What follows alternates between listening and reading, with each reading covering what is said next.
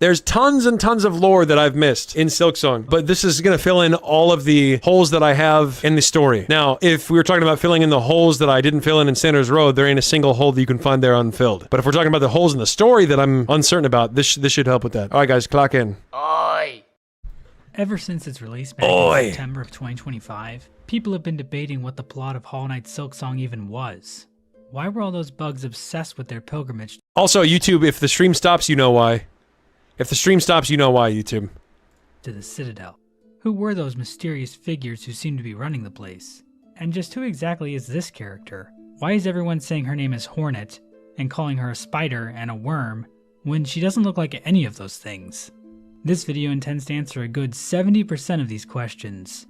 We will ascend through the land of Farloom, dissecting the game's dialogue and world in an attempt to wrangle a more complete understanding of Team Cherry's.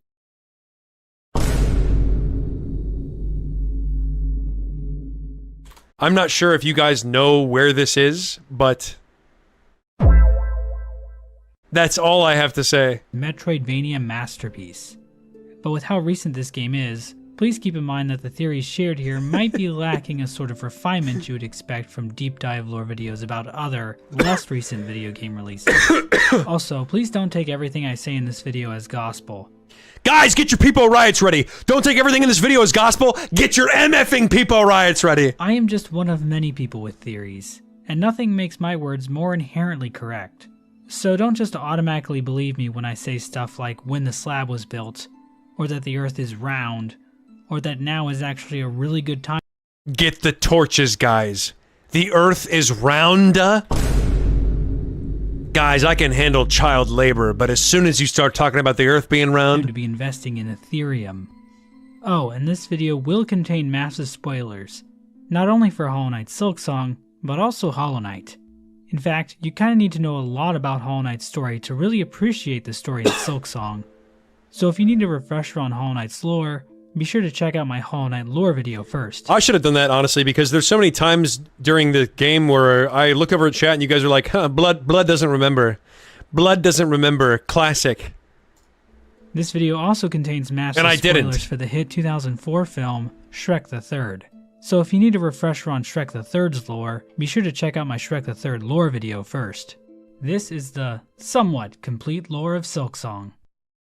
The story of Silksong begins with Silk, grandmother. More specifically, Grandmother Silk, a higher being described as the primal source of all silk. Silk in the world of Silksong is spun from the soul of its creator, and has the power to heal wounds, extend life, and weave powerful runes. Grandmother Silk is also described— Here's what I will say. Obviously, there's a parallel between Grandmother Silk and the Pure Vessel. I don't fully understand the relationship between whatever the hell happened at the end with Lost Lace, and how we beat Lost Lace, and then Grandmother's like, take my silk and get the H out of here. I don't really understand that yet, so I'm sure he's gonna cover it, but I hope that he does. Described as a pale being. What exactly are pale beings? Also, we never went back to that matchmaker. Some might have you believe they are great beings, worthy of praise above all others.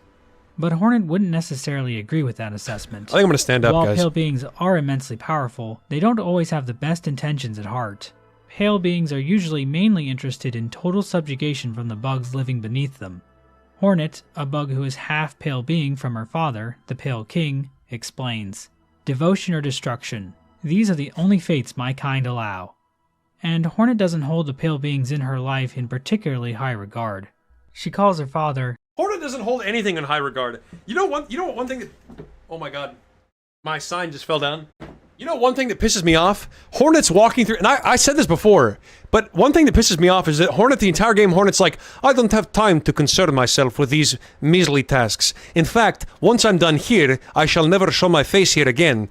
And yet, Hornet spends an hour playing Flea Bounce, you know, like, and an hour in IFL time is like a day in the game time. Like, Hornet's sitting there playing Flea Bounce while Grandmother Silka's going, ah!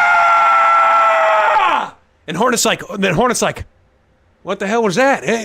Anyway, who's up for a game of Flea Bounce, shall we? Mm-hmm.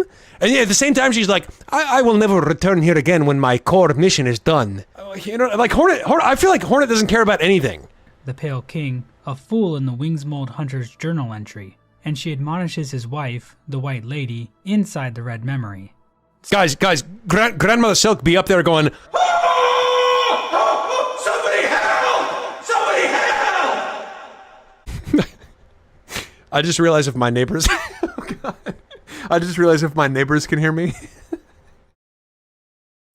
Oh God.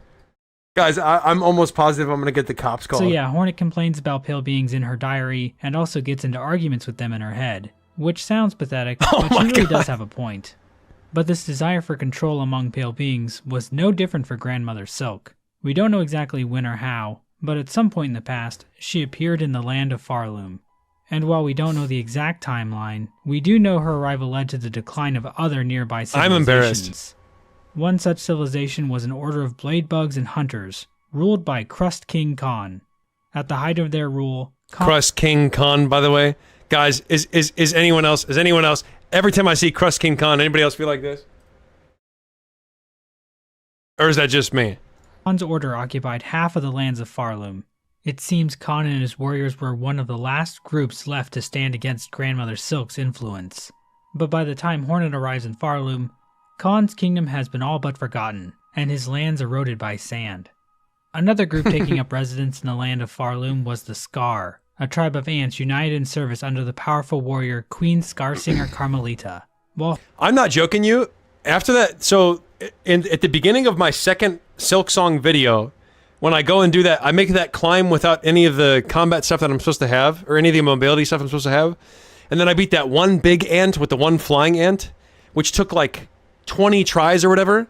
I'm not joking you. I was so pissed off at this area and these ants, like genuinely. I was so genuinely mad about these ants. And I'm not joking you guys. This is like the first time that I've like felt like speciesist in my life. And by the way, I like moths still. I like moths. Even after Hollow Knight. So the fact that the ants were able to break me is a little crazy. Hornet can still find members of the Scar tribe during her time in Farloom. They seem lost without a true nest, and uncertain if the song they hear is still Carmelita's. Carmelita herself can still be found, but her form has withered, her power faded by time. Did we find by that? her withered body, she appears to be about 28 or even 29 years old. Another force in Farloom is Nihilith. Have you guys heard that 28 and 29 is the new 18 or 19? A plant-like being responsible for sowing the first seed, which would eventually grow into the region of Farloom known as Shellwood. While Nihilith is gone by the time Hornet arrives in Farloom, Shellwood is still filled with life, not fully snuffed out by Grandmother Silk's influence. On the eastern border of Farloom was the land of Verdania, home to twin princes. In a bid to avoid destruction by Grandmother Silk's kingdom, one of the princes gave his life as tribute, but these actions proved futile, as Verdania fell to ruin anyway, leaving the land as nothing but Guys, dirt. honestly, first off, 07 for Green Prince and his boyfriend. Second off, what was that one? You guys remember the boss where I kept singing Mirrors? What was that boss's name again? The one that Mossbag just in mentioned? caverns by the time Hornet finds them. In addition to these different groups within Farloom, there was also a town far above on the surface. When Hornet visits this town in-game, however, it is completely abandoned. Playing her needle in near one of the few remaining corpses reveals the following dialogue. Friends seduced. Sweet promises whispered. The weaving ones beckon. It seems the residents of this town were drawn down into Farloom by the actions of the weavers, Grandmother Silk's spider children. Much like their Friends mother, seduce, you these say? spiders could produce powerful silk from within their shells, and they even devised various tools and charms as well. Hornet herself is the child of one of these weavers. Guys, I have a question. You remember how we fought the first sinner? The first sinner, like the boss fight, the first sinner? Is there a second and third sinner? Like, did I just miss those? Hera the Beast. As for why Hera looks so different from the rest of the weavers, the game never really explains. She's just a weaver that doesn't look like a weaver, similar to how there are humans who just don't look like humans. Either way, all of this means that Farloom was blood? actually Hornet's ancestral home, tying her to the land much more deeply than she initially realizes. But what exactly were the weavers doing in Farloom in this time long before the birth of Hornet? And what were these sweet promises they whispered to the bugs of the land?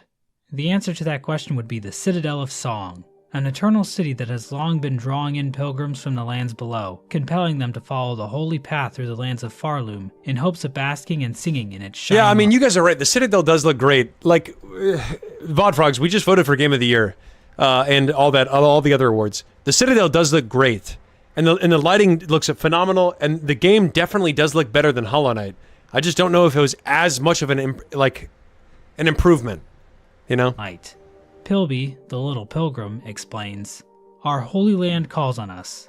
To journey up is our greatest task. Who are we to refuse? Guided by faith, we climb through flaming fields, across rolling moors, and up great gilded steps, all to reach that eternal, shining citadel." Even when Hornet arrives in Farloom, the call of the citadel still pulls in pilgrims. As the chapel maid explains, even now, in Farloom's long decline, the simple bugs, they're witless before it. Too grand, too majestic, too powerful. One possible example. You know what's weird is that, like, so when I voiced this chapel maid character, I was, oh, there you are. It's the citadel above you, you see. And hearing this dialogue spoken without that voice is weird. Like, it's actually genuinely weird. Too grand. Pilgrims was I may be a little biased though. Bells located in bell shrines all throughout Farloom.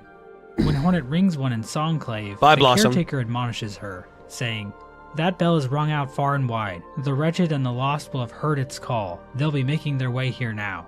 This exact same bell design can be found near a workbench in Weavenest Atla, indicating that these bells were designed by the weavers, possibly as a tool to help draw pilgrims to the holy path to the Citadel. Bugs arriving at the Citadel of Song were tasked to join the holy song. Deep within the Whispering Vaults, Hornet can find Pious Isamor, a giant statue of a pilgrim. While some of Isamor's dialogue is fractured, it seems to be telling pilgrims arriving at the Citadel. Whoa, what the hell? What? Did I see this? Where the hell is this? Did I ever find this? True service can now commence. That service being to raise their voices I don't remember in this. song. Pilgrims arriving at the Citadel could become members of the choir. Devoted members could even rise to the ranks of chorister, reed, and grand reed. They all joined in to see the Citadel's holy song sustained. But hidden beneath the beauty of the Citadel is a cruel system of subjugation designed to trap bugs into a life of endless toil. As Hornet explains, "These poor bugs, all are victim of the Citadel and its insidious attraction. This place draws them up into its maw, only to consume them utterly." A good example of this can be found in the Underworks. Bugs are forced to work down there in inhumane conditions. Bro, how many of you guys too, after, I don't remember when it happened. What was it, the beginning of Act 2? I think it was the beginning of Act 2, right? Where you go down the elevator, or the elevator breaks, and you're just stuck down here. And I think the Whispering Vaults, right? This is Whispering Vaults. And you have to pay for the benches. That was insane. Like, that was just like, okay, Team Cherry, like, you masochists or whatever. That was just crazy. Being forced to spend what little rosaries they have every single time they want to rest at a bench. There's a rosary-operated confessional for bugs to use, but the message it gives is automated and tells the bugs that their sin must be cleansed by working harder. We can see this mindset internalized by Loam. Okay, first off, what the hell is this? First off, when did I ever see this? Second off, guys, return your task and off cycle. Must be neither eating nor supping until the new cycle begins. By working harder. We can see this mindset internalized by Loam, a bug endlessly running on a treadmill, believing that the Citadel will eventually reward him for his hard work. Me cannot rest. Us works and Citadel breeds. Where the hell is this? Whispering Vaults? How much stuff did I miss in Whispering Vaults? I missed so much stuff. Sing, and all is right. And when us works enough, them sees it. Them sees it, and us gets us holy reward. Hornet can actually help Loam work by running on a nearby treadmill. After 45 seconds or so of running, a single rosary might pop out of the device, further illustrating how the faith of these bugs is exploited for labor. Another example of a bug fully buying into the Citadel's religion. Hey, this guy we met. Old Penitent. The Old Penitent is a bug locked away in the slab, a prison complex built to punish those convicted of sinning against the Citadel. But the Old Penitent doesn't view a situation that way, saying to Hornet, Underworks, yeah, Underworks. "Prisoner, I understand you not. There is no prison here. This is a holy place of forgiveness. Please, speak with reverence." Even after being freed by Hornet, he refuses to leave, saying, "By the grace of the Citadel, I am here as a penitent. Here I can hide from the shame of my sins, until they are withered away by time." Okay, seeing this word penitent here, seeing penitent, hang on, here. I swear to God, Mossbag better explain what the hell all of the first of the fourth, the fifth of the eighth of the cup of the penitent, like whatever the hell all that stuff was. I really hope we get an explanation for that. This place, please, strike me down dead before you speak such blasphemy again. The old penitent also has the following Needlein dialogue.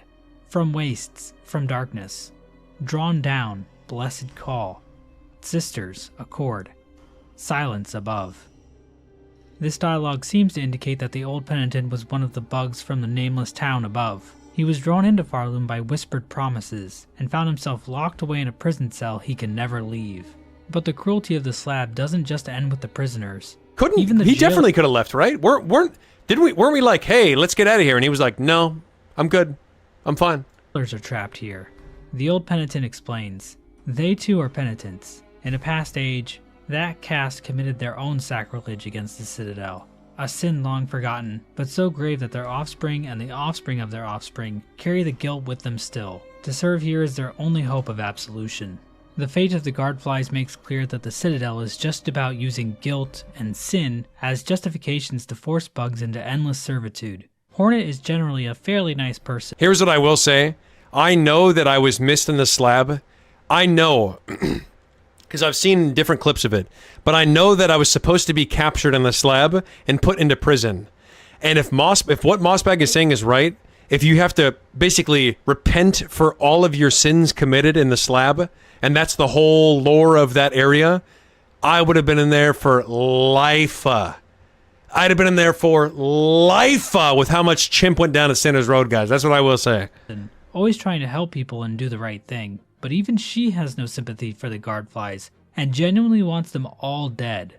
She's like me with grubs. Given what can happen to Hornet during the events of Silksong, I can't really say that I'm surprised she feels this way. Hornet even hopes that killing the matriarch of the jailers, Broodmother, will end their race for good. But if she returns to the Broodmother arena, it turns out a new broodling has already appeared to carry on I remember the species. this. I remember but this. For some reason, the game won't let Hornet kill the baby. This is an example of ludonarrative dissidence. But these aren't the only bugs born into a special kind of service. The Squirm of the Blasted Steppes were seemingly chosen by the Citadel to act as judges of the... Here's what I will say. Cover your ears if you want to hear something. Here's what I will say. If the game let you kill that child bug, I would have done it in a heartbeat. Pilgrims approaching the Grand Gate. A lore tablet just outside a squirm nest reads, Bug born of Farloom, you have been chosen. May our Citadel's holy gilding harden your soft shell. Stand eternal as our arbiter, that no bug-bearing sin shall step within our sacred halls. If Hornet plays the needle in for the squirm found here, they will beautifully sing, Let's grow holy. Let's grow stronger. We are chosen. All are chosen. We will serve. All will serve. It seems from birth these creatures are brainwashed by the Citadel into believing that they are doing holy work by using a mallet to brutally bash in the heads of any pilgrim they happen to think is guilty of sin. Similarly, the Vaultborn, found in the Whispering Vaults... How the hell do they deem... How do you look at someone and know if they've committed a sin? Well, okay, actually, here's what I will say. If you were walking past me and the boys in Sinner's Road, it'd be pretty obvious. Are literally raised in dark vaults and then forced to become scroll readers for the Vault Keepers. Unlike the Broodling, Hornet can kill the baby Squirm and Vaultborn, so hopefully Team Cherry will patch the game so you can actually kill this thing. But the Citadel's system of cruelty didn't just stop with the borders of the Citadel itself. The bugs welcome to the stream. also fell victim to its whims. One such area affected by the Citadel is Greymoor. According to Krull and Benjen, the two best characters in the game, Garf and Flarf, that is. Greymoor used to grow all sorts of food, but at some point the Citadel ordered these bugs to instead dedicate themselves to catching the silk dregs that drifted down from the Citadel and re-spool them. As a result, the bugs of Greymoor had to resort to a less involved form of farming, breeding muckroaches for their disgusting roaches. Guys, here's what I will say. Oh, the muckroaches. Ah, the muckroaches, you say. Guys, here's what I will say. I cannot get the image... When I said, like, guys, let's go visit Garf and Flarf or whatever, I genuinely could not remember their names. Genuinely. And I knew you guys would know who I was talking about. But I can't get the image out of my head. Spoilers, by the way. When you walk back into whatever they're, something in Benjamin. Garf and Flives. You walk back into Garf and Flives' house, and you just see them dead. And then I looked over at chat, and I saw Clusp was typed that emote that's like, no! That emote, and all it said was, Garf! Garf! No! I will never, I swear to God, for as long as I remember Silksong, I will never forget that. Guts. The smog and exhaust of the Citadel was rerouted using the exhaust organ, and dumped into current-day biowater, polluting the region and incurring the hatred of the Still Kid, a faction of swamp dwellers skilled in trap setting.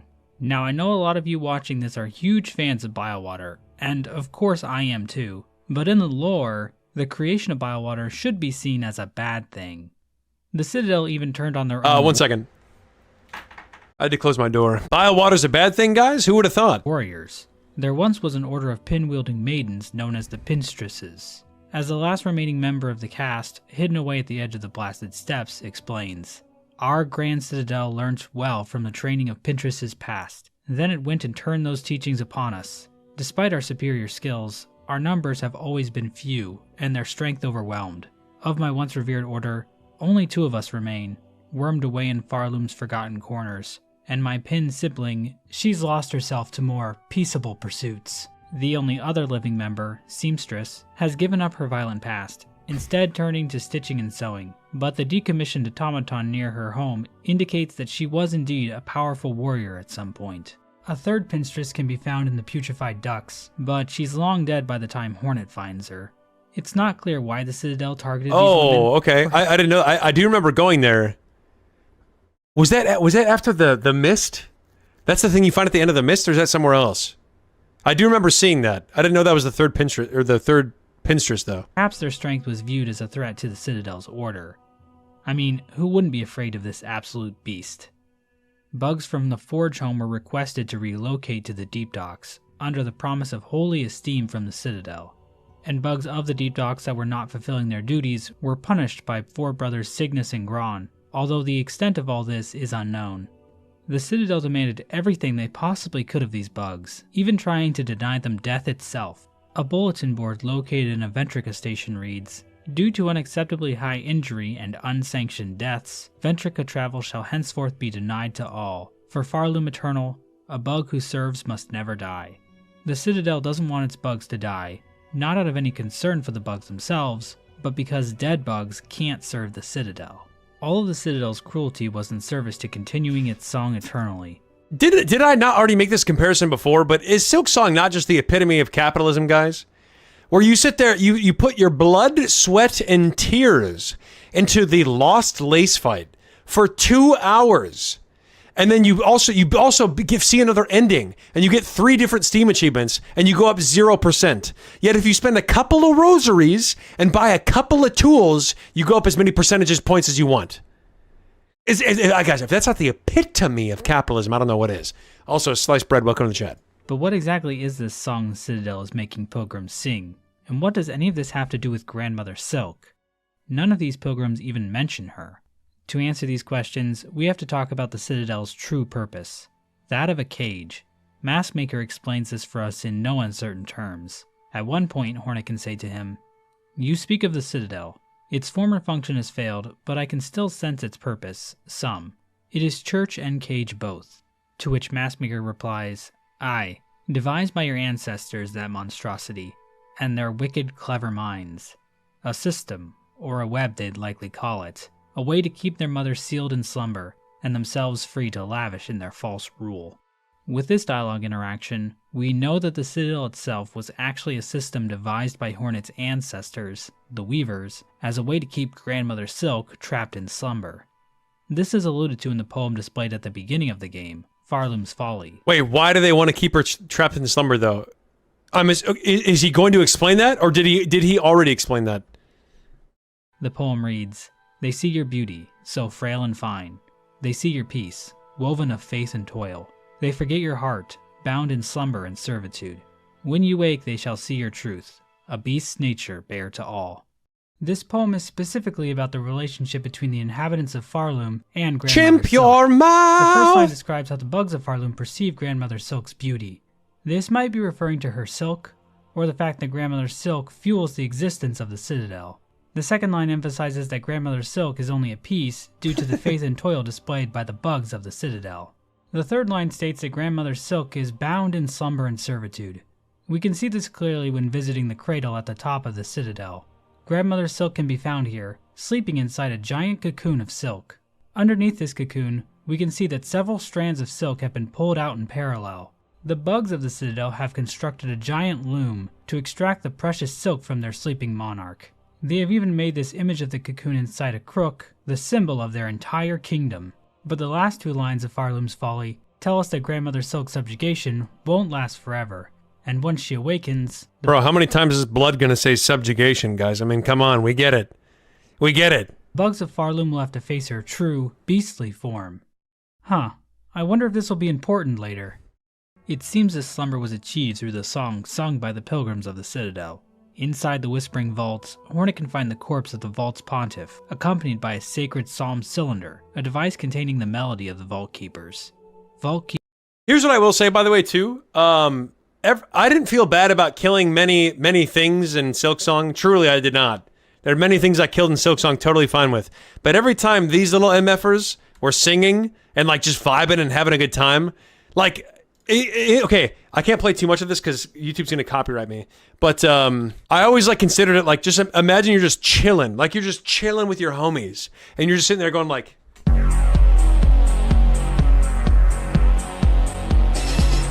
and then before you can even react, someone's coming up and ruthlessly murdering you. You know what I mean? I did always feel kind of bad about that. I'm not gonna lie to you. Genius explains, only our pontiff lived long and low within our vault. They held the melody, jealously, covetously, a learning for the highest vault keeper, and them alone. A truth they were told to have found, there in the dark, something within the melody or the words, something to set them silent. We're never explicitly told what that melody contains, but playing the needle in near the pontiff's corpse reveals the following messages. Damned bugs. We prayed a cage. We sang your chains. Divine silk. This indicates that the songs and prayers... Guys, those damned bugs! Prayers of the Citadel were actually designed to imprison Grandmother Silk, and this truth was hidden from the bugs of the Citadel. This appears to be corroborated by the Weaver lore tablet located near the Weaver corpse spire in Moss Home, which reads, Sister, Spider, husk bound to moss, watch over these bugs born low, raised up by fervor fostered, born and caught within our web unknowing. The pilgrims weren't even aware of Grandmother Silk's existence. Instead, it was the weavers that were seen as holy. Weaver effigies found throughout the land show that the pilgrims prayed to the weavers, viewing them as graceful, blessed, and even divine.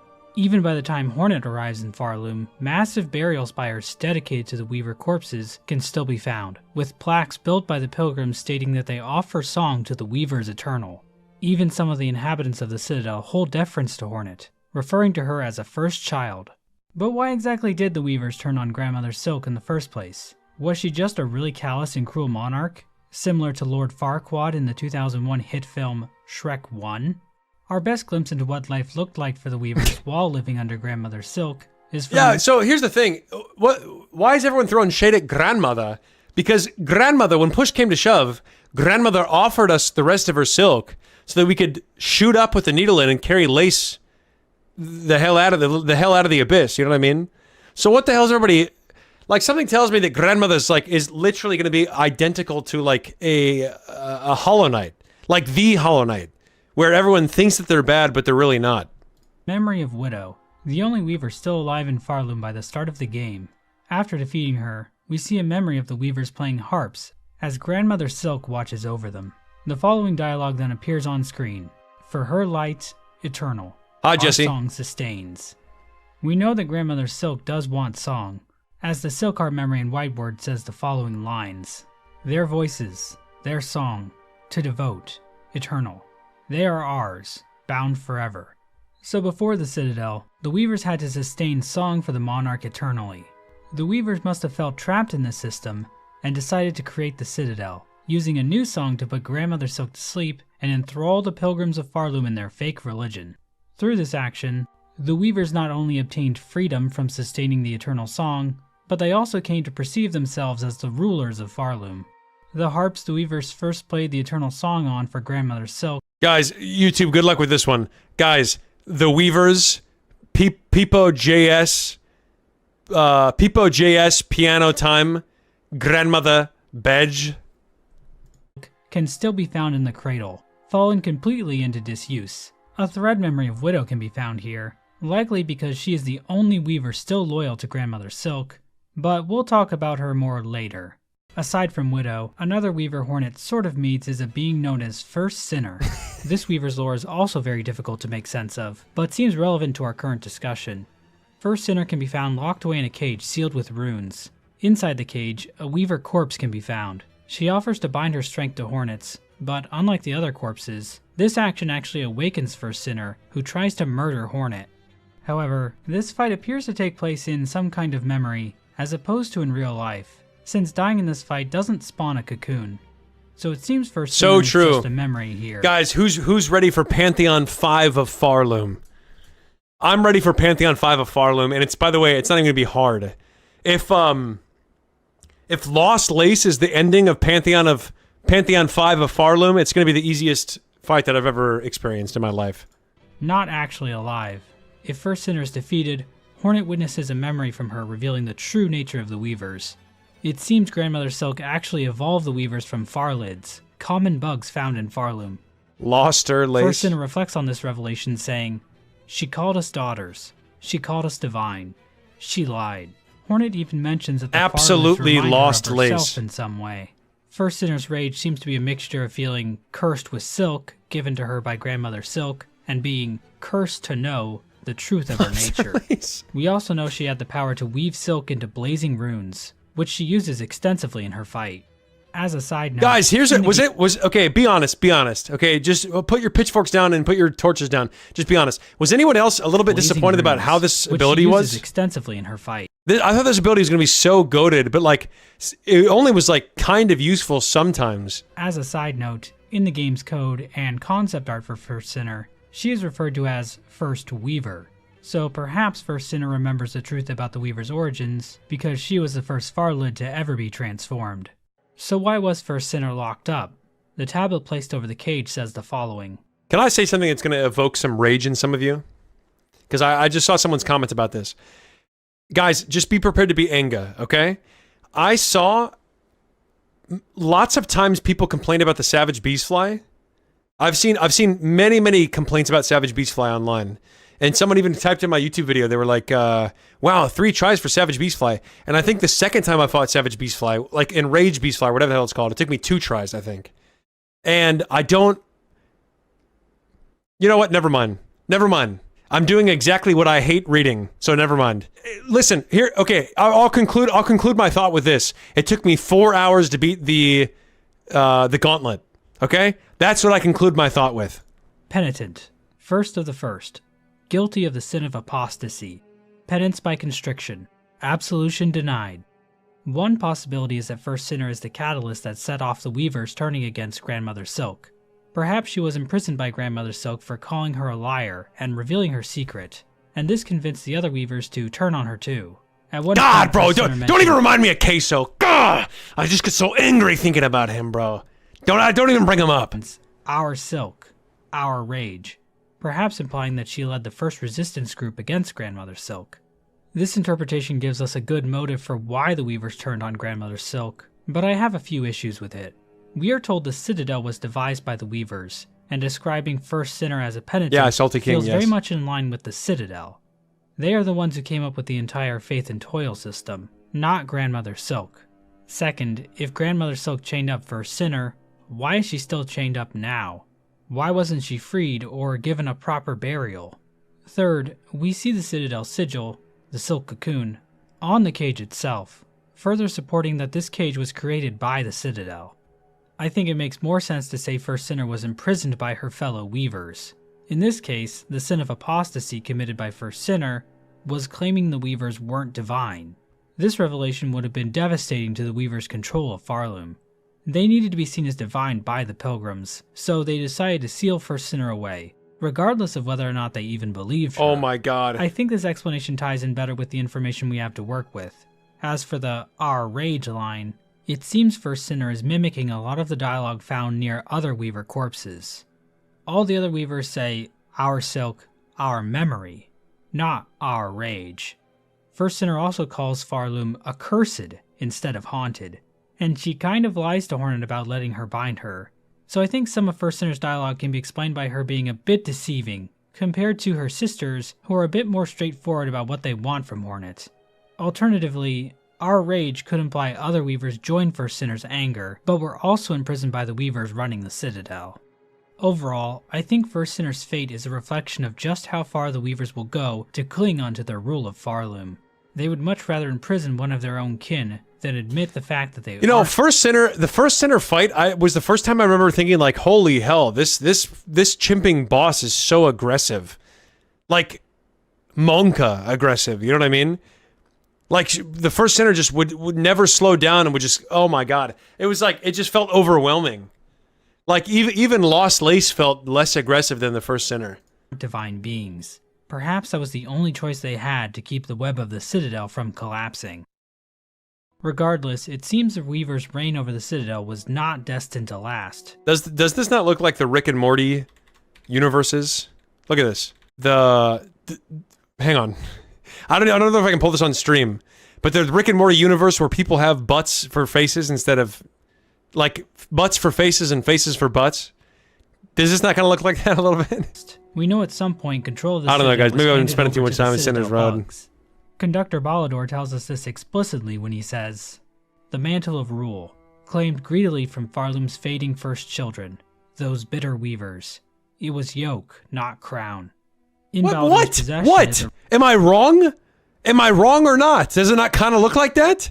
You're about to make me pull up the picture. rune harp, an ancient weaver recording instrument containing the last words of the weavers, which reads, "Sisters, spiders, the burden is past. These simple bugs Zed, shall thanks for the bury in follow. full. Never to cease. Thanks for the follow, never Zed. to silence. Thanks for We letting me shall know that die you and agree they wait look like and butts. Pray that one may come of silken strength enough to weave us free." This record and Balador's comments tell us that running the Citadel was a difficult task, and at some point the Weavers decided to flee Farloom. In the lower lands of Farloom, Hornet can find Okay, so strange- you're telling me the Weavers deliberately constructed the Citadel deliberately. They were the ones that constructed it, right? The Weavers. And then they left because it was too hard? Is that like an oh no, the consequences of my own action type deal? gates barring access to various weave nests. In these weave nests, it seems the Weavers schemed against Grandmother Silk. In Weave Nest Atla in Moss Grotto, Hornet can find a lore tablet that reads, "This slow her Bye, days Shadow Master. escaped. Prepare, sisters, weave hope anew, that we might break free this accursed web born of our naive foundation." It seems at some point during their rule, it became clear to the Weavers that they could not keep Grandmother Silk trapped in slumber using song forever. Instead, they would have to devise a new plan to deal with her. One such plan was Eva. I just like the idea. I just like the idea of someone just going, like, just watching me watch this video, just going, I don't know if blood's totally won me over yet. And then I pause the video and go, don't these guys kind of look like they have butts for faces? And then that person goes, I didn't realize I was watching a man of culture. Click follow. Also found in Weave Nest Atla. Yo, it says welcome to the chat. Strange being confined to live her life within an iron shell. She is a child of the Weavers, but created from rune and shell God, I love this instead area. of more traditional methods. There are two other aspects regarding the nature of Slice Weavers I bread, have thanks yet for to the mention. follow. First of all, it seems there are only female Weavers, considering they always refer to each other saying sisters. This is similar to how all Labubus are female. So that's pretty cute. Second, Weavers I don't are get it. born I'm with a too old curse to that get that makes the joke. act of conceiving a child excruciatingly painful, rendering it a near impossible task. Can someone who's young explain the little boo-boos joke? I was unable to find any information on if conceiving a child is excruciatingly painful for Labubus, unfortunately. As someone who also finds the act of getting pregnant extremely difficult himself, I relate a lot to Was the that Weavers here. Mossbag? I suspect this aspect of their nature is due to Grandmother Silk, and the idea that she made them like this supports the idea that she only ever wanted the Weavers so they could serve her. You might wonder why the Weavers created such a cruel system with a Citadel, but it seems they didn't have the best role model. But not all Weavers were doomed to be barren. Hornet explains to Eva that her mother was able to overcome the curse's limits. which sounds impressive until you remember there are dozens of little weavers running all over Deep Nest and Hollow Knight.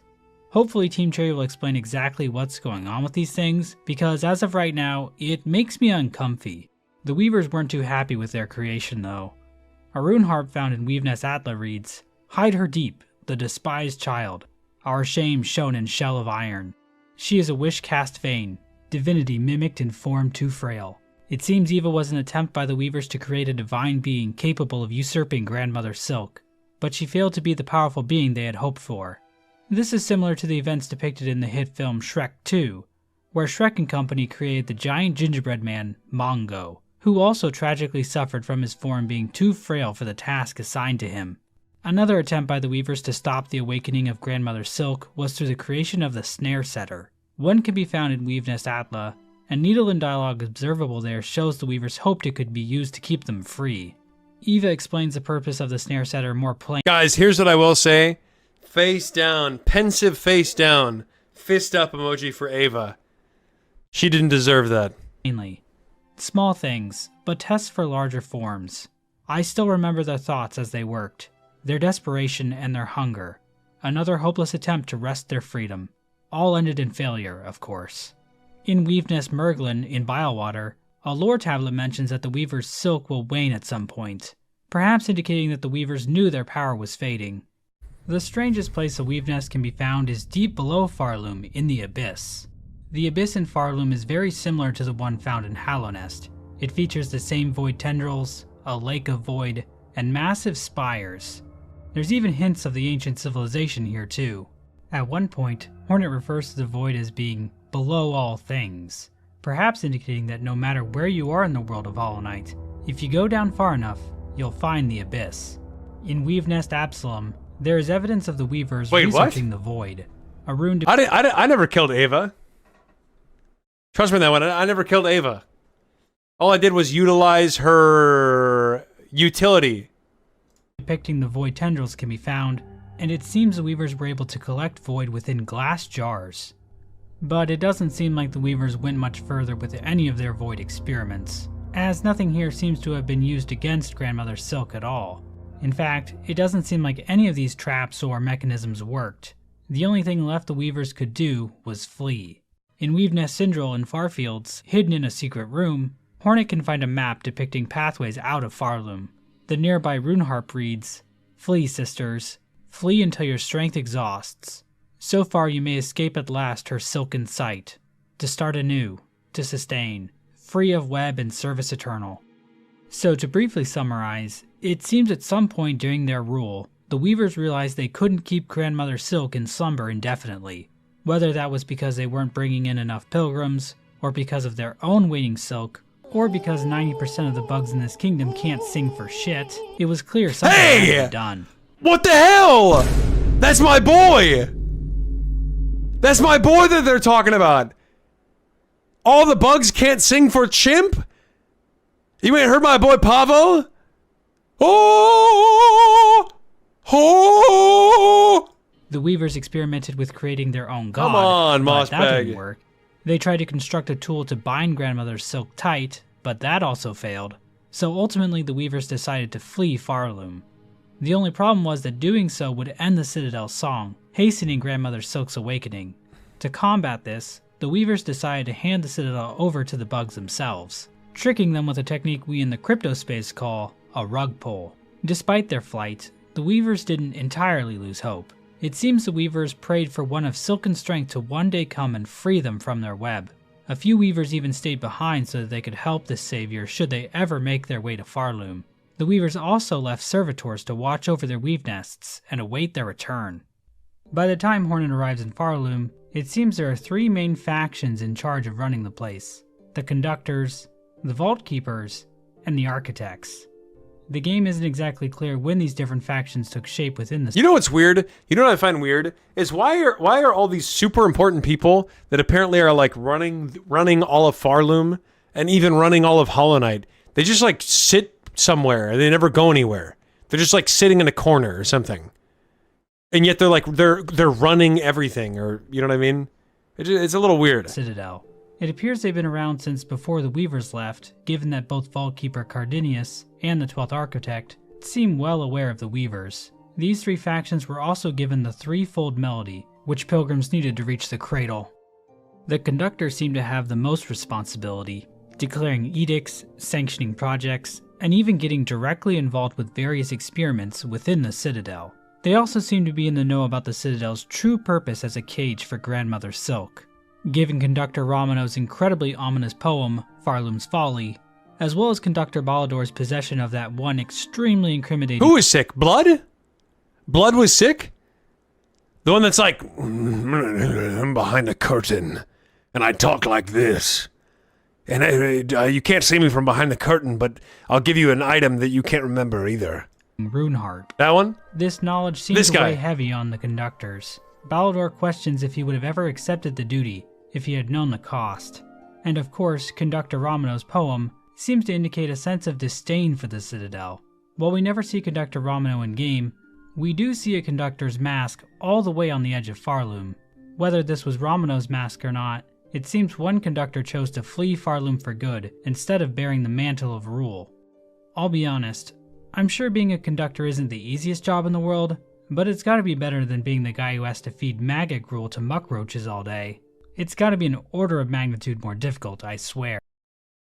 That's considered a hard job? Guys, I've been feeding muckroaches for as long as I can remember. Don't ask me what I've been feeding them. But trust me, it ain't as hard as it sounds. Well, something's hard, but not that job, I'll tell you that. The Vault Keepers were charged with guarding the secrets of the Citadel. The scroll readers spent their entire lives reading and memorizing prayer scrolls. They also kept psalm cylinders of various prayer songs that could be played back using the proper equipment. From Vault Keeper Cardenius' dialogue, it seems the Vault Keepers viewed the acquisition of knowledge as a way to transcend their own minds and bodies. Wasn't this sad? That moment when Vault Keeper was crying, that was legit actually pretty sad. I can't be the only one that thought that, right? That was actually kind of sad. This is also interesting in that he really hates the Weavers, calling them cursed and implying that they bring death wherever they go. So it's possible the Vault Keepers were aware of some nefarious deeds done by the Weavers during their rule. But Chakra also calls them vicious, so it's possible the views on Weavers changed all over Farloom after they left.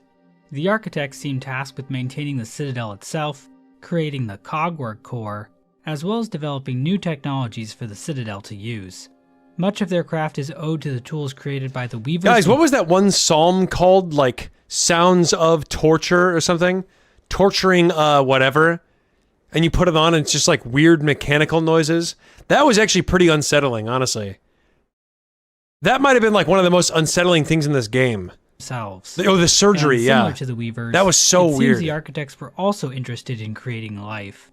The first architect designed the first cogwork heart, which was used in the Sentinels, an order of knights that served the Citadel. According to the 12th architect, the Sentinels ventured, even beyond these walls, to see all bugs brought forced safe to serve the Citadel.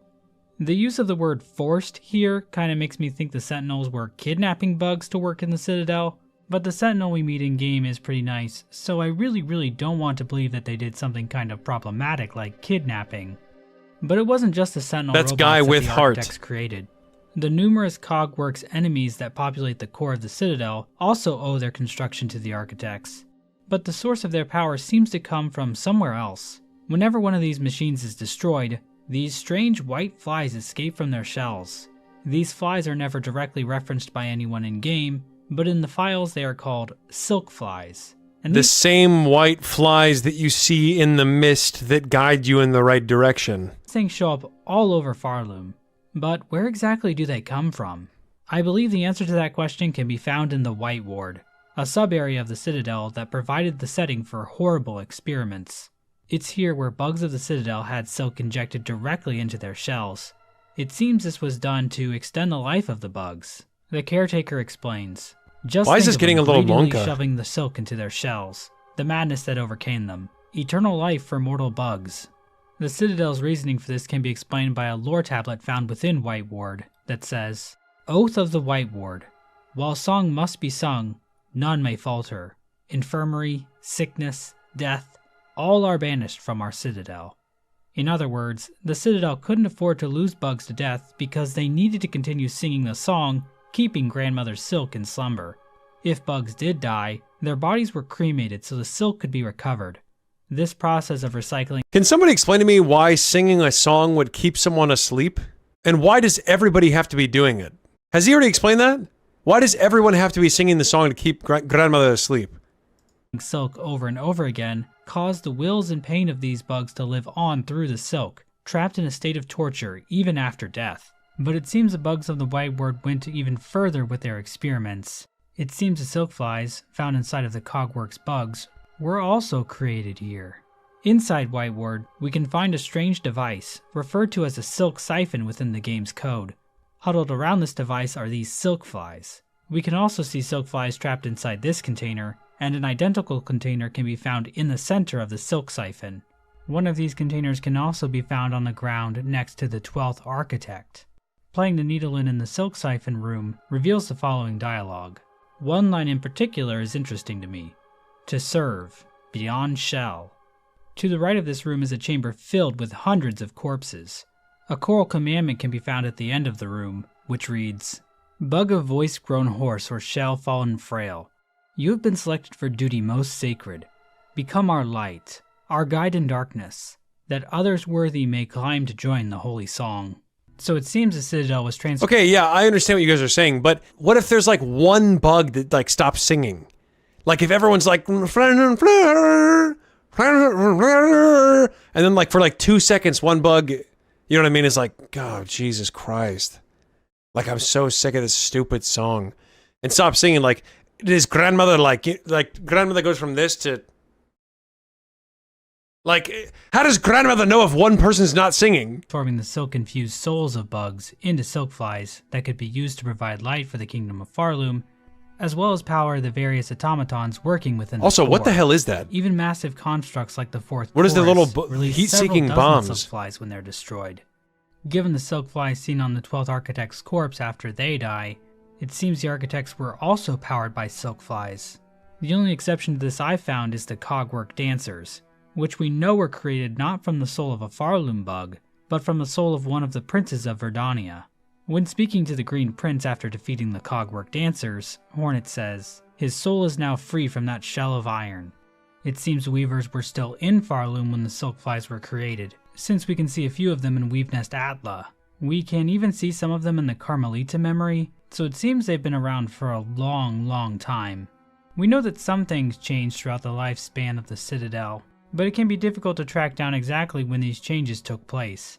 For example, in one section of the Citadel, there's an unused statue base. The statue that used to be here was... Narco, I love that concept. I love the concept of grandmother just bedge the entire time, just... And then as soon like if the song's like fa boo do re da boo do re welcome grandmother sit, and one like instead of like, doing it perfectly, one person's like fa boo do re da boo, and grandmother's like wakes up instantly and just goes, who was it? Which one of you did that? You sing, just you by yourself. Actually, guys, that's a mixture between.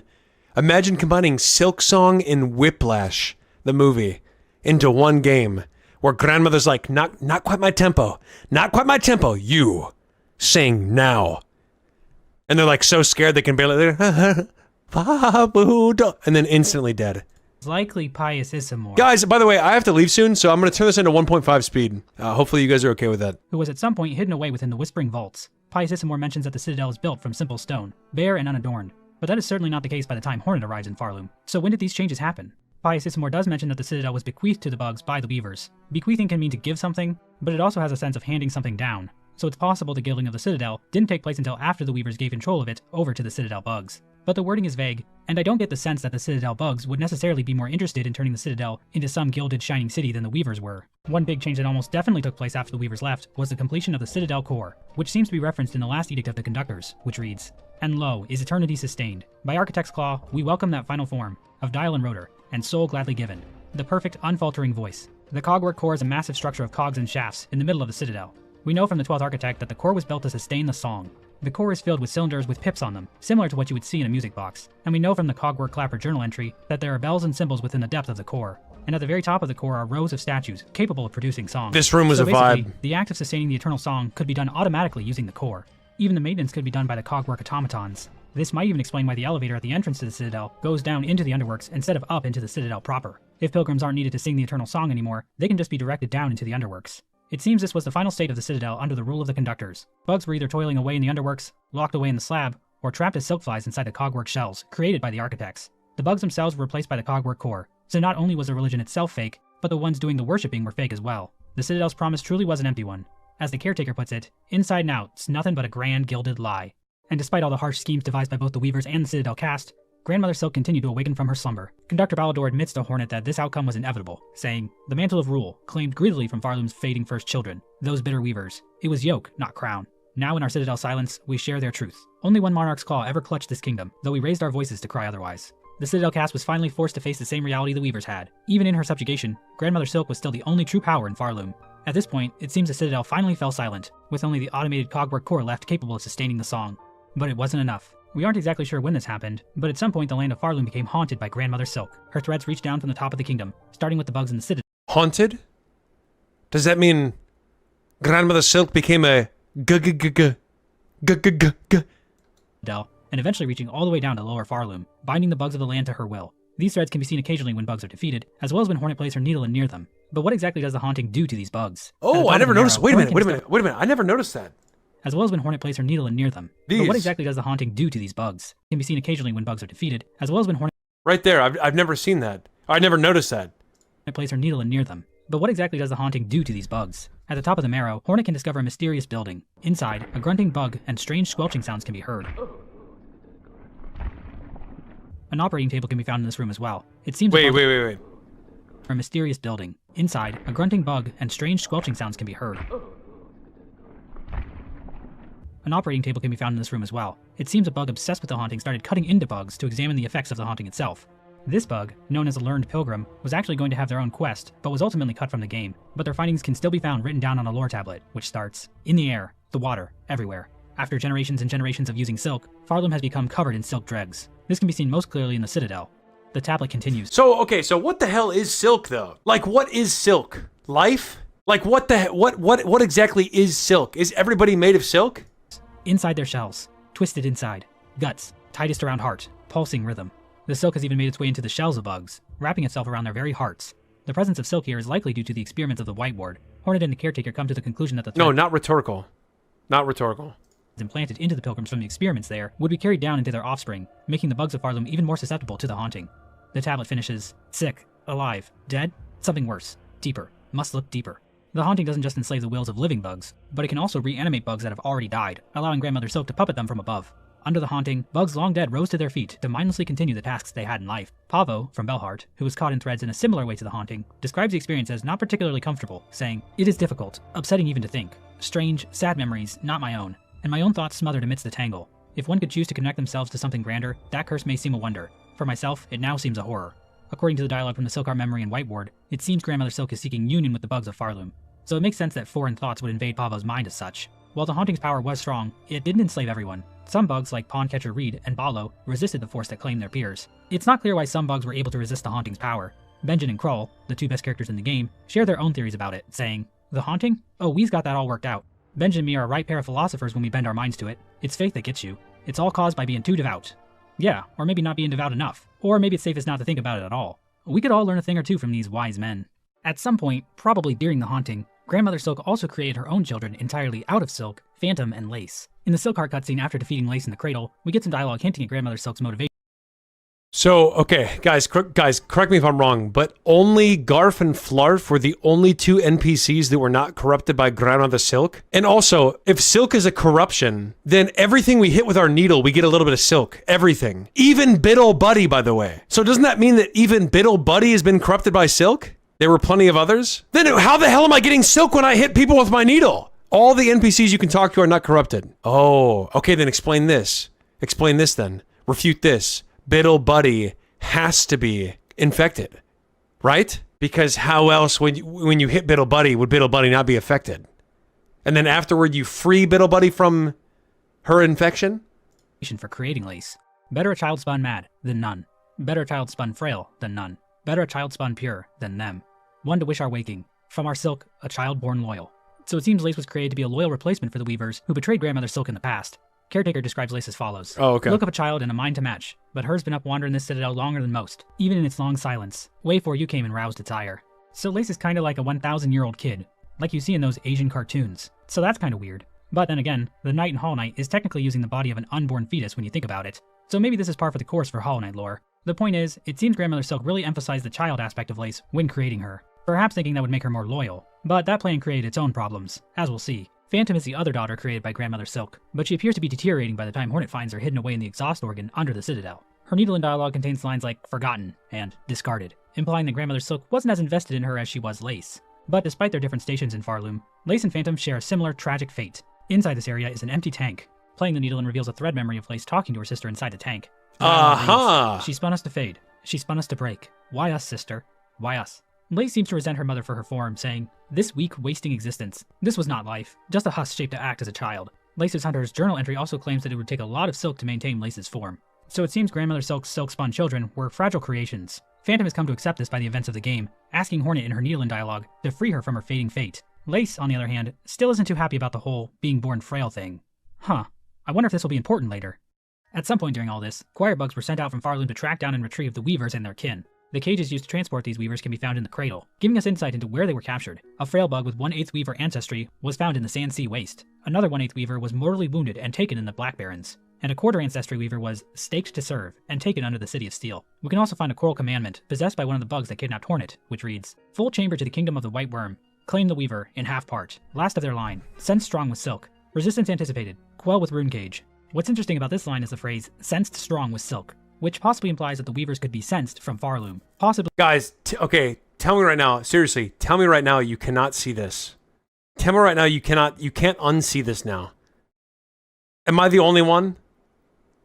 Explaining how the locations of the weavers were known. It seems most likely that Grandmother Silk ordered these weavers captured. Her exact motives are never directly stated, but it seems likely to me that Grandmother Silk wants these weavers for their silken strength. Maybe she intends to bind these weavers to herself, making her even stronger. While we know several weavers were brought back to Farloom, only one can be found alive in-game, Widow. Widow is a pretty mysterious character in the lore. According to Hornet, her mask was forcibly removed, and heavy pins were stuck in her spine to keep her from making her own silk. Widow is a fanatic for Grandmother Silk, and a thread memory of her worshipping her in the cradle can be found. Widow. You know who else they tried to kill for speaking the truth? Jesus. Was a bit crazed when Hornet finds her, and that seems to be the result of her mask being removed. We know from Hornet's interaction with Maskmaker in this game that masks can in fact alter a creature's personality. But who exactly removed Widow's mask, and why? One theory is that Widow is the quarter weaver who was captured and staked to service. That would make some sense, since Widow has been literally staked in the back, and is now serving Grandmother Silk. However, the stake to service line might be referring to what state this weaver was in when they were first found by the choir bugs, not the ultimate fate they faced once back in Farloom. Aside from that, some of Widow's dialogue makes me think that something else is going on here. When she meets Hornet, Widow refers to her as spawn of those who dared to flee. This line implies to me that Widow didn't flee Farloom like her sisters. Otherwise, it would come off a bit hypocritical. In her thread memory in the cradle, she says, "Of the first, the last," and "our mother, true." These lines imply Widow has a much more direct connection with Grandmother Silk, as opposed to being only a 1/4 weaver born somewhere outside of Farloom. I suspect Widow was the only weaver still alive in Farloom after all the others fled. As for the removed mask and bounded silk, there are several possibilities. Perhaps Widow was punished by her fellow weavers for continuing to support Grandmother Silk, even after she was put to sleep. Although, why wouldn't they just imprison her like they did for Sinner? Maybe Grandmother Silk cruelly had Widow punished for the crimes of her fleeing sisters, and then kept her around as a servant. Or maybe Widow did it to herself, forcibly pulling her own mask off, similar to pulling out one's own teeth, as some kind of demented demonstration of fealty to her mother. Nothing is strictly confirmed though, and I'll be curious to see what theories evolve around this character. As for the weavers that did flee Farloom, it seems their goal was still to create a child that could usurp Grandmother Silk. One of these groups ended up in Deep Nest, where one of its members, Hera the Beast, became queen. Deep Nest bordered a larger civilization called Hallow Nest, ruled by the Pale King and the White Lady. At some point the Pale King asked Hera to become a dreamer, a role which would require her to fall into an eternal sleep. Hera agreed, but only if the Pale King gave her a child. The exact details of what happened next are far too dangerous to discuss here on YouTube, so please type this URL into your browser if you really want to know. Either way, the result of all this was the birth of Hornet. We see during the Red Memory in Act 3 of Silksong that the weavers were watching over Hornet closely. I really would like to do that actually. I don't know if I'm gonna spend all the time doing this. Are far too dangerous to discuss here on YouTube, so please type this URL into your browser. That's it, guys. I'm doing it. I knew it was gonna be something like this. I knew it was gonna be something like this. I thought I was gonna say they chimped. There you go, guys. I did it so that you don't have to. If you really want to know. Either way, the result of all this was the birth of Hornet. We see during the Red Memory in Act 3 of Silksong that the Weavers were watching over Hornet closely, hoping to draw out her Weaver nature, saying, "Prove yourself more Weaver than Worm." But Hera challenged this, telling Hornet, "Ignore them, daughter. Their whispers. Greater, grander, Weaver, Guardian, Queen. Those are their desires, not your own. Certainly not mine. Only if you resist them, you might see it. Another hope, beyond." Baby Hornet. Strength as a pale being, and hoped that she would finally help them defeat Grandmother Silk. Hera, on the other hand, seemingly had no interest in this plan, encouraging Hornet to forge her own path. There's just one wrinkle to all this I just don't understand. During the events of Hollow Knight, we see that the Weaver's den in Deep Nest is completely abandoned, save for one Weaver which can be spotted watching the night. According to the Weaver Song charm found in this area, these Weavers actually left Hallow Nest for their old home, Farloom. But if that's the case, what happened to them? The Weave Nest tablets make it pretty clear that they wanted to stay as far away from Grandma Silky as possible. The only possible indication of where the Hallow Nest Weavers went can be found in Weave Nest Absalom in the Abyss. In this Weave Nest, Hornet can find the Farsight item. This item allows observation over vast distances, and can tell Hornet the state of the world. In the real world, this would be a horrifying mass surveillance device, the likes of which only exist in fiction stories, like the classic novel 1984. But in-game, it basically means the player can now see the game's completion percentage. There are a lot of parallels that can be drawn between this item and the Pale King from Hallow Nest. The design of the object itself vaguely resembles him. The Pale King has an ability described as Foresight, allowing him to know the future to some extent. The lore tablet he left for the Hollow Knight in the What the hell was that? Guys, I have every achievement in Hollow Knight. What the hell is this? Have I seen this before? Is Bardoon into butt stuff? Who is that? What was this thing? Did we see this? Described as Foresight, allowing him to know the future to some extent. The lore tablet he left for the Hollow Knight in the Black Egg Temple also gives the world sensibility, which allows the player to see the game's completion percentage. The rune effect in the Farsight cutscene also resembles runes we see in the Fast Shell. So it's possible he just designed this device after encountering the Pale King in Hallow Nest and returning to Farloom. But if that's the case, where are they? Another possibility is that the Weavers encountered a different worm than the Pale King, and that's what inspired them to build the Farsight. We just don't have quite enough information to say for sure. One way or another, Chorus bugs were sent to Hallow Nest. They eventually captured Hornet within a rune cage, and carried her all the way back to Farloom. And now we finally made it to the events of Silksong proper. It's at this point I want to thank a few people for their help on this video, talking lore with me and sharing ideas, as well as the Hollow Knight wiki community in general, for just being really cool. Also the modding community as well. It took a bit of time for the wiki and mod communities to build up around Hollow Knight when it released back in 2017. So it's been awesome to watch the community tear Silksong apart like a pack of ravenous hyenas on the Serengeti. It honestly brings a tear to my eye, and I don't even cry that much anymore. As the party arrives... Here's what I will say, guys, like, I'm glad that people like Mossbag and whoever the hell that he collaborated with exist, but like, that, I feel like the game would, I feel like I wouldn't even be having fun if I was like, studying the game like this, and picking it apart like he was just saying. I don't even feel like I'd be having fun anymore. I would feel like I was at like school. In Farloom, a silkfly appears out of nowhere and breaks the rune on Hornet's cage. Hornet escapes from her captors and begins her long trek up to the Citadel, telling the chapel maid, "Then I shall seek their Citadel. If the veiled bugs would go to such lengths to bring me here, I intend to find out why." Along the way, Hornet will meet beloved characters, such as Quiet Pilgrim, Fearful Pilgrim. Wait, I said the same thing in the Hollow Knight lore vid about what I just said, or what I said about Bardoon? Aged Pilgrim, Tall Pilgrim, Solemn Pilgrim, Worried Pilgrim, Dejected Pilgrim, Wary Pilgrim, Exhausted Pilgrim, Pilgrim Preacher, Humble Pilgrim, Scared Pilgrim, Horned Pilgrim, and everyone's favorite, Mort. She'll also find corpses of her dead ancestors who have waited for her arrival so they can share their strength with her. Mort, and by the way, it's not even close favorite character. Mort. Favorite character, by the way, and it's not even close. She'll also find corpses of her dead ancestors who have waited for her arrival so they could share their strength with her in hopes that she may dethrone Grandmother Silk. Hornet will also face some of her greatest threats yet, such as lava, spike traps, thorns, rocks, bells, steam, and other such obstacles worthy of challenging a godlike being such as Hornet. Hornet can bear witness to many strange rituals along her way. She can find pilgrims enthralled in I never saw she that. Can break bread with bugs and can bear witness to many I never saw this. What the hell is this? Along her way. She can find pilgrims enthralled. What the hell is that? I never saw that. Holy mother of being, what are they doing there? Bro, what are they doing in Bone Bottom? Jesus. In worship. She can break bread with bugs still in control of their senses, and she can even learn to play almost 10 whole songs on her needle. Hornet can even stumble upon a strange cult of burning bugs obsessed with flame. Deep within the thicket, Hornet can find the father of the flame, a giant totem and god, containing the burning corpse of an aged bug. Huh, I wonder if this will be important later. Depending on how she ascends, probably not. Hornet can also be attacked by Lace in Deep Docks. Lace is conducting silkflies in this scene, perhaps indicating that she is the one who freed Hornet from her cage at the start of the game. Lace seems jealous that her mother is more interested in Hornet than her. What? Clip it. Clip it. I walked in, I saw them yeet a child into a pit, and then I just kept leaving? So she has decided to kill Hornet to keep her from reaching her mother at the Citadel. However, if Hornet takes a different route to the Citadel, Lace will just show up and taunt her without actually fighting her. A true hater. In her journey, Hornet may also come across Haunted Belheart, a town whose citizens have been strung up by silk into the air. Hornet describes a situation like this. The thread sickness. I've seen its like upon the roads, but there it does not discriminate. The curse that strikes the town, it is driven, focused, a cold use of silk at a concerning scale. Upon investigating the area, Hornet discovers a culprit, Widow. While not the source of the silk itself, Widow can play music upon it to manipulate the silk to her whim. Widow curses the town as a gift for Grandmother Silk, and now sees Hornet as a... If I had to guess, I was getting backseated at the time and was just instinctually or reactively ignoring whatever the hell people were saying. Like, do this or do that or yada yada. I was probably too focused on that. Another offering she can give her mother. Once Hornet defeats Widow, she binds the ancestral art Needlin. From here, Hornet has two paths to the Citadel. She can either ring the 5 bells located in the bell shrine scattered throughout Farloom and fight the last judge at the peak of the blasted steps, or she can venture through Sinner's Road to find the mist. Okay, no, you never spoke to them to trigger it, so I saved that child. You guys damned that child to hell. I, on the other hand, saved that child. So who's really in the wrong here? Who's actually in the wrong here?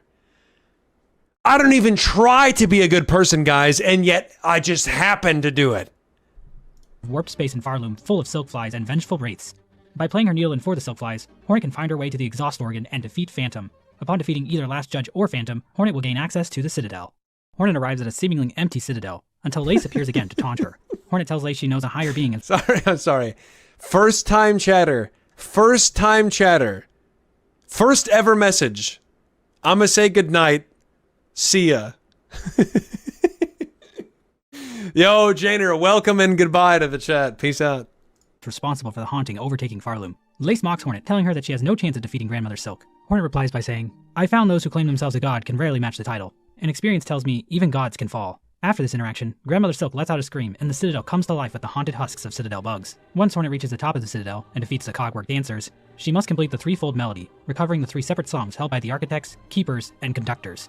But before she can get the melodies, Hornet will have to fight one of the most complex and thematically rich characters in Silksong, and perhaps even all of fiction, Trobio. Trobio is a tragic character. His dream was to bring the Citadel back to life through the... Trobio?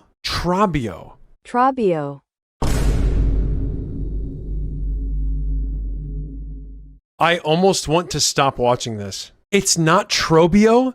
Blood literally shouts, Trobio! With a hard O. Trobio! He does not say Trobio. What the hell is that? Did I just get rage baited? I just got rage baited, didn't I? How did I let myself do this?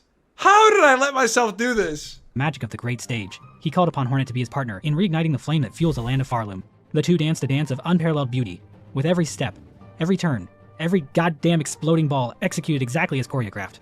But then tragedy struck. Exploding ball sounds something similar to like, I can't even do it. Take 2, guys, take 2. Exploding balls sounds something similar to what I experienced on Sinner's Road. When Hornet straight up murders Trobio for real, live on stage. Trobio made the ultimate sacrifice for Farloom, and now he's dead forever. And yet, he lives on in the hearts and minds of children all over the world. Thank you, Trobio. It seems recovering the parts of the threefold melody was Can I do a Silksong speedrun stream? Hornet mentions that the climb through the Cog Core who knows, to reach the architect's melody would be near impossible for a normal bug. And Vault Keeper Cardenius even outright states it was against the law for a Vault Keeper to share the Vault Keeper's melody with a non-Vault Keeper. These roadblocks to completing the threefold melody might play into the idea that regular bugs were never actually supposed to be able to reach the top of the Citadel to learn the truth about Grandmother Silk's imprisonment. Hornet plays the completed melody to the statues and is finally granted access to a lift that will transport her to the cradle. At the top of the lift, Hornet finds Lace, waiting for her in a field of flowers. After the battle, the two finally discuss Lace's true nature. Lace expresses frustration at her silken form, viewing it as a cruel mimicry of life. Hornet tries to console her, but Lace is having none of it, and promptly dies. With Lace out of the way, Hornet finally confronts Grandmother Silk, the pale being responsible for everything that's happened up to this point. And I'll be honest, I didn't expect her to look like this. She's not bug-like at all. She's like some kind of weird woman. This is what a woman looks like, by the way. After defeating her, Hornet binds Grandmother Silk to herself. As she does so, her crest expands and... Okay, here's what I will say. Guys, I'm forgetting that I'm reacting to this video. I'm finding these jokes funny, okay? I'm finding these jokes funny, but this is how I would laugh if if no one was watching me. This is how I would laugh. I swear to God, I think this joke is funny right here. Like this. She's not bug-like at all. She's like some kind of weird woman. This is what a woman looks like, by the way. After defeating her... That's a funny joke. But like, guys, I'm reacting. I'm trying to be as authentic as possible here, okay? That's how I would react if I was alone. I'd be thinking in my head, oh, that was funny. But I don't think I would show it on my face. Hornet binds Grandmother Silk to herself. As she does so, her crest expands immensely, and her masks transform into Weaver-style ones. Hornet's binding results in the entire Citadel getting covered in a thick web of silk. We then see Hornet's body curled up inside the cradle as she grows additional pairs of arms. This ending is referred to as Weaver Queen in the game's achievements menu. It seems this was the end goal of the Weavers. No, Much like I'm the never year going to before play her, Expedition Hornet was an attempt by 33. the Weavers to create a being capable of usurping Grandmother Silk. The Weaver Queen ending is not a happy ending for Hornet, as it depicts her following the predestined path the Weavers wanted for her, with her body becoming even more Weaver-like in appearance. But we know that wasn't Hornet's true desire. At some point the caretaker asks this of Hornet, saying, "Ready to make your play, to oust one ruler and claim her place?" To which Hornet replies, "I'll not deny some part of me desires that outcome. Dominance, it seems, is baked deep." Guys, for the love of God, I mean, seriously, all Mossbag has to do is just reach out to me and say, hey, do you want to voice every single character, every single quote that I'm going to cite? And I would say, yes, I'll do it for free. Please reach out to me. In my blood, as too, no doubt, for the one up top. And yet, another part resists. A part, over time, I find myself siding with more. That part wishes not to claim a monarch's mantle. Rather would see my freedom regained, and this kingdom's bugs unshackled from their pale chains. So if Guys, the hang Weaver on, Queen one ending is a second, bad sorry. One second, my dad's calling me, hang on. Okay, here we go. ending for Hornet, are there any good ones? Well, let's look at the Twisted Child ending. To get this ending, Hornet has to bring the Twisted Bud item to Greyroot, a strange creature located in Shellwood. Doing this lets Hornet access the Rite of Rebirth quest, where Greyroot injects Hornet with a parasite that limits her silk and removes her ability to equip tools. To remove the parasite, Hornet must seek help from Yarnaby in Greymoor, a doctor kicked out of Belhart for her questionable medical practices. But Hornet can actually just keep adventuring around Farloom instead of dealing with the parasite immediately. This can lead to some interesting interactions. Eva will bar Hornet from entering her chamber, any wardenfly that catches Hornet in a cage will be killed by the parasite, Tip and Pill will refuse to let Hornet make deliveries, but the biggest change comes from when Hornet defeats Grandmother Silk while still infected. Whoa, hang on. All that stuff is new? Rather would see my freedom regained, and this kingdom's bugs unshackled from their pale chains. So if the Weaver Queen ending is a bad ending for Hornet, are there any good ones? Well, let's look at the Twisted Child ending. To get this ending, Hornet has to bring the Twisted Bud item to Greyroot, a strange creature located in Shellwood. Doing this lets Hornet access the Rite of Rebirth quest, where Greyroot injects Hornet with a parasite that limits her silk and removes her ability to equip tools. To remove the parasite, Hornet must seek help from Yarnaby in Greymoor, a doctor kicked out of Belhart for her I hate the child. I hate it. questionable medical practices. But Hornet can actually just keep adventuring around Farloom instead of dealing with the parasite immediately. This can lead to some interesting interactions. Eva will bar Hornet from entering her chamber, any wardenfly that catches Hornet in a cage will be killed by the parasite, Tip and Pill will refuse to let Hornet make deliveries, but the biggest change comes That's from when cool, Hornet I didn't know defeats all that. Grandmother Silk while still infected. Both pale beings will get tangled in the parasite's roots and be turned into some kind of hardened plant material. Then this happens.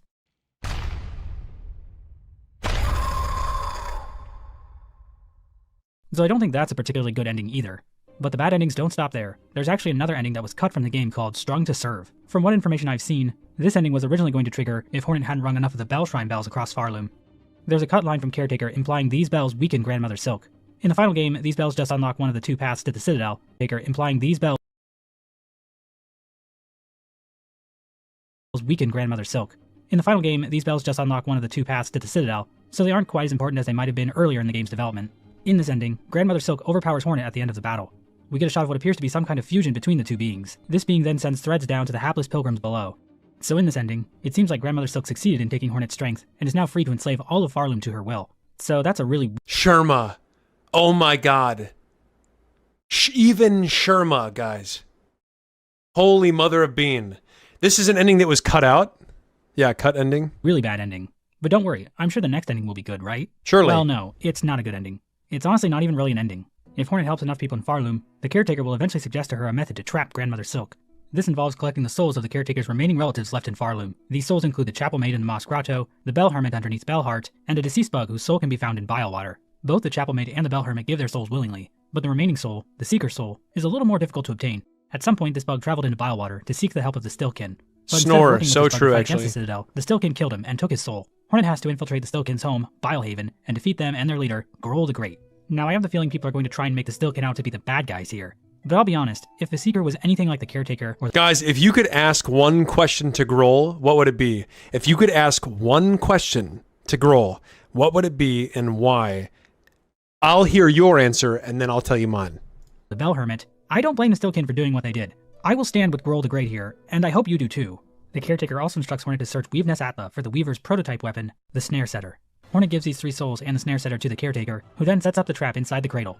Hornet then challenges Grandmother Silk. After defeating her, instead Garama. of binding, Hornet plays her needle in to activate the Caretaker's trap. But something unexpected happens. A large circle of void within the Snare Setter appears beneath Hornet and Grandmother Silk. The art assets for this thing imply that it's actually opening a portal directly to the abyss. The void starts to pull Grandmother Silk in, who in turn grabs onto Hornet, attempting to drag her down as well. But this scheme is thwarted by Lace, who cuts Hornet free and falls into the void with her mother. The two disappear into a giant black ball of void that then collapses in on itself, creating a shockwave that shakes the entire Citadel. But just as things seem to have finally ended, void-covered silk threads reach up through the ground from below. This concludes the Snared Silk ending, but instead of putting Hornet back to before the fight in the save file, this ending triggers Silksong's third act, called Abyss. Hornet awakens to find that all of Farloom has been altered, with environments wrecked by the appearance of black threads, NPCs killed in the quakes. So I forgot I asked the question, and I looked back. I looked back and saw these questions. I'm like, wait, what the hell? Have you ever been to Sitter's Road? How's your dookie?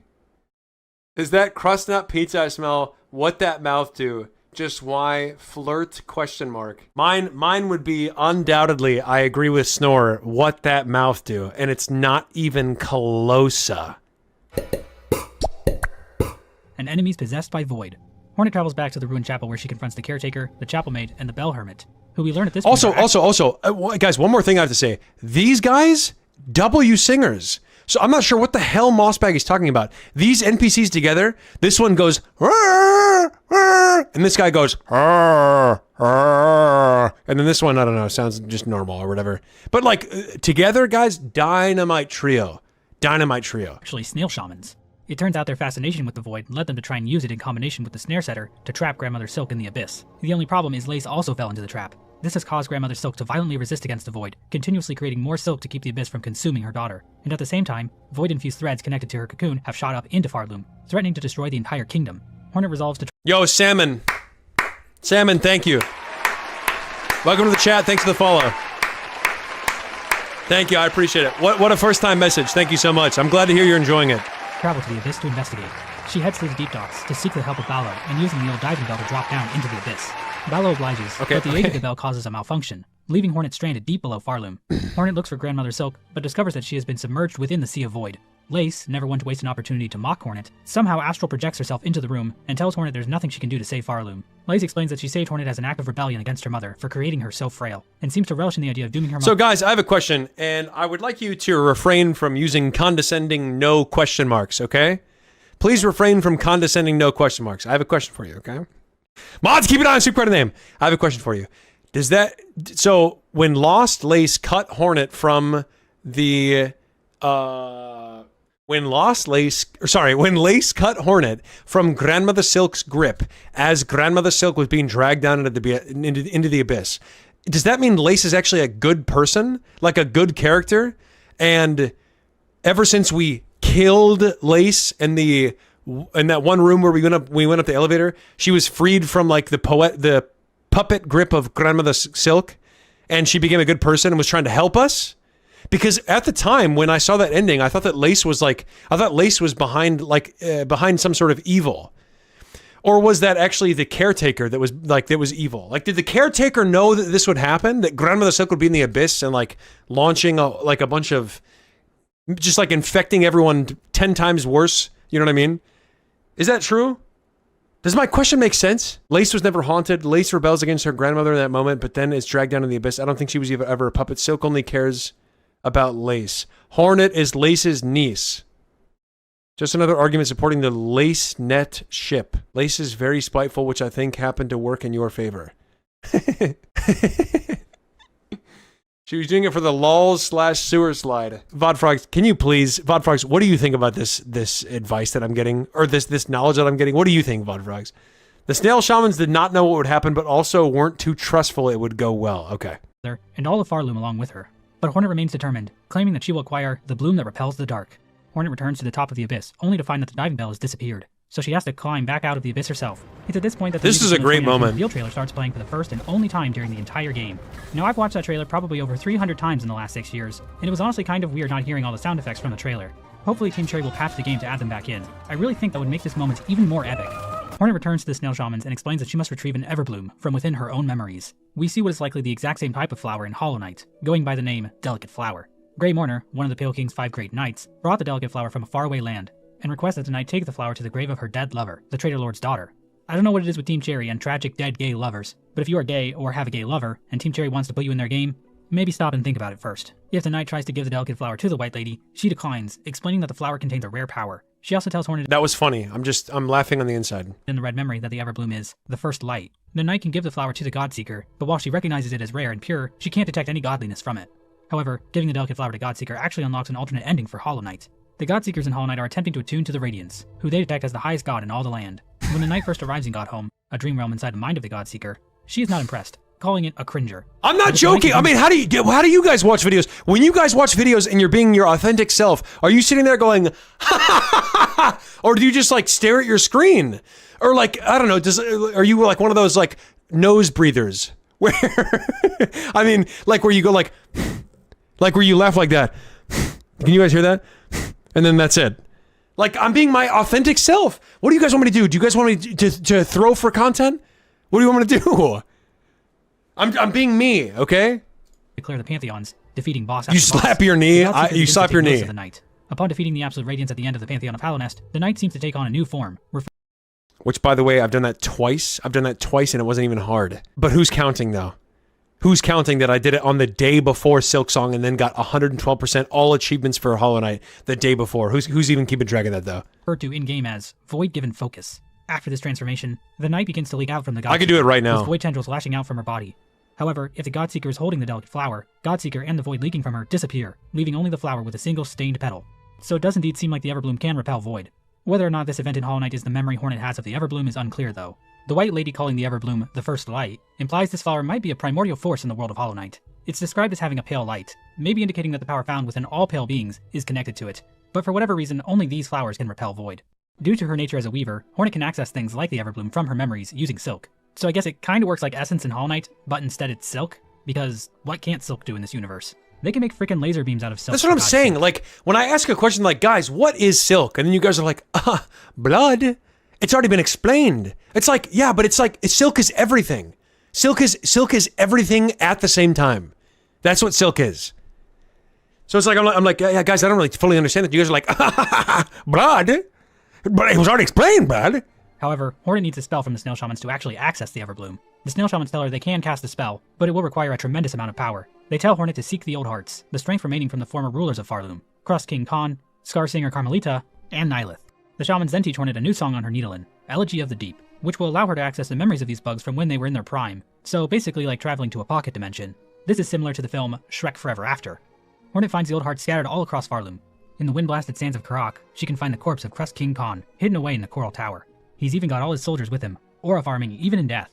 Makes you think. In Upper Shellwood, she finds a shrine built begrudgingly by the Citadel in honor of Nihilith. The shrine itself is protected by Shrine Guardian Seth, who stops any bug who would try to approach it, killing them if necessary. It's not clear where Seth came from, or why he's even in service to Nihilith, but it seems like he's under some kind of spell, considering his personality completely changes after Hornet defeats him, revealing himself to be a total gamer. Finally, a Hollow Knight character I can relate to. Well, him and Styx. On the east end of Farfields, Hornet can find the withered frame of Scar Singer Carmelita, who's gotten a little bit bigger since she was young. I've heard this is what protein powder does to you. Playing her newly learned song will allow Hornet to battle Khan, Nihilith, and Carmelita in their prime, and claim their hearts for the Snail Shaman's ritual. Hornet can also, completely unprompted mind you, track down the Green Prince on the border of Verdania and murder him while he mourns the loss of his lover. Hornet will then call him vain in her murder journal. What the fuck, Hornet? Guys, so based. You stumble upon someone and murder them while they're mourning the death of a loved one. God, so based, guys. You know what I mean? This means Hornet can actually acquire 4 old hearts, whichever one. Hornet be like, I must leave. I have no further business here. I must leave as soon as possible, and I'm only here to get the job done and leave. Anything beyond that, it does not concern me. And then Hornet also walks by the Green Prince, mourning the death of his loved one, and it goes inside of his head and murders him from the inside. Hornet at the same time. The Snail Shamans will get put on a shelf in her Bell home. What is her problem? Upon bringing the Old Hearts to the Snail Shamans, the trio cast their spell, sending Hornet into the Red Memory, a dream space flashing back the moments of her past. We see the Weavers influencing Hornet from a young age, encouraging her to embrace her Weaver heritage. We then see Hera telling Hornet to forge her own path in life, and that she is not bound to follow the desires of her Weaver kin. Good mom. We then see Hornet training with Hive Queen Vespa, the ruler of the Hive, a location hidden away in the far reaches of Hallownest. The idea that Hornet was trained by Vespa was mentioned by Ari Gibson all the way back in 2017, but he implied the relationship might not have applied anymore. But 8 years later, Team Cherry has finally confirmed it. Now, you might think that this interaction finally explains why Hornet's name is Hornet, but the game technically doesn't indicate that anywhere in Vespa's dialogue. For all we know, Hera just named her that. At the end of the Red Memory, Hornet confronts the White Lady. Who cares? I mean, okay, I'm sorry. Guys, okay, cover your ears if you get offended easily, but I'm sorry. Isn't that how most people's names go? Where you just kind of get named that? Like, the parent likes the name and just names you that name? Is that not how naming usually goes? Like, I'm pretty sure the lore behind my name, Trevor, is just that my dad liked the name. Am I in the minority? Is that weird? The creation of the vessels. In case you forgot this minor plot point from Hollow Knight, The Pale King and the White Lady created the vessels by dropping their children into the abyss and allowing the void to hollow them out. One vessel was chosen to contain the Radiance, a vengeful moth god who has infected the kingdom of Hallownest with a sickness that preys on the minds and dreams of its citizens. Not only does this plan fail, as the Hollow Knight wasn't pure enough to contain the Radiance, but countless more vessels, including the player character from the game, were abandoned in the abyss. Hollow Knight's story is about the player character, the Knight, coming to terms with its past and deciding the fate of Hallownest on its own terms. So, all things considered, not the best showing by these two higher beings. And Hornet even calls the White Lady out here, saying she would never resort to such a weak scheme for salvation. The White Lady responds with pity, and finally offers Hornet the Everbloom. I think the sequence serves as Hornet rejecting the excuses of her divine kin. It seems Hornet views their actions as coming from a position of weakness, while Hornet has come to find the strength to craft the world exactly as she dreams it. And through that strength, Hornet will choose to save another from the void, instead of sacrificing an entire generation of offspring to it. Hornet's resolve is reflected in the journal entry for Lost Lace, which reads, "To quell the mother's rage and see this kingdom saved, I will claim her back. This one, the dark shall not take." Hornet awakens in the Snail Shaman's hut, but all three of them are now gone, save for their shells. They seem to have used all their energy when casting the spell, and faded away. Let's have a moment of silence for the Snail Shamans, who bravely gave their lives for Farloom. Anyways, here's my tier list for them. With the Everbloom in hand, Hornet returns to Deep Docks, where Ballo has fixed the diving bell. Hornet descends into the abyss again, where Lace stops her to chat one more time, saying, "Take the final plunge, Spider. Join us in my drowning That was palace, funny. That was and let funny. Oblivion swallow us all." Hornet rebuffs Lace, saying, "Oblivion may take you, child. My own life I shall not sacrifice. I have survived the fury of your land. I have borne its barbs and its blades, It and I've seen wonders was. behind its dangers. It was But funny. always, child, I remain a daughter of Hallownest, and the void below all things, that darkness I will fear no longer." This is the last line of dialogue in the game before the true ending, and it's also the only time in the entire game the word Hallownest is spoken, which, considering Hollow Knight is 8 years old at this point, I think legally qualifies as nostalgia bait. You hate to see it. Hornet then begins her descent into the Lake of Nothing below. Hornet arrives in a silken sphere created by Grandmother Silk. The Pale Monarch can be seen inside, bare of silk. Lace finally appears, but this time corrupted by void, referred to in-game as Lost Lace. Hornet proceeds to beat the crap out of her, slowly freeing her body from the corrupting void. Yeah. Lost Lace is finally cleansed by Yep. Hornet's Guys, blade. guys, pay no attention to the 30 times before. Pay no attention to the first 30 times that I fought Lost Lace. I definitely just beat the crap out of her. Trust me on that one, guys.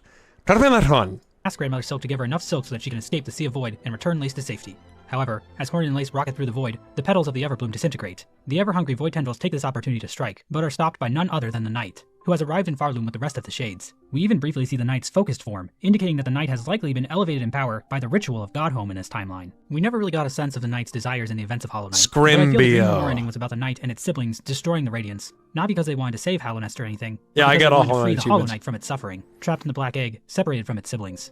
The Knight also choosing to help Hornet, another one of its siblings, implies that the Knight really does care for her. And it's not like Hornet also didn't help the Knight as well, guiding it towards the King's brand so it could learn the truth of its conception. So the Knight helping Hornet here is another example of how Hornet helping others leads to the world of Hollow Knight being a better place, at least in some ways. The Knight returns Hornet and Lace to the surface, the void threads around them dissipate, the two awaken, and Lace has a bit of a laugh. While Guys, I have a question, but I'm gonna get made fun of. Okay, so just whatever. Okay, whatever. In the pursuit of truth, I will accept some damnations. Okay, so is Hollow Knight Silksong the sequel to Hollow Knight? Because why the hell is the Knight Shadow? Like timeline wise, you know what I mean? Why is Scrimbio a black tentacle monster? What do you guys got to say about that? Hornet hits her with the Weaver Stare. This ending is called Sister of the Void. Farloom and its White Knight have been saved from complete destruction, and the system of endless song and toil has finally been eradicated. But now that we've talked about Silksong's story in detail, just one question remains. What is this game even about? Maybe it's a story about lineage, and how we shouldn't let our ancestors decide our fate.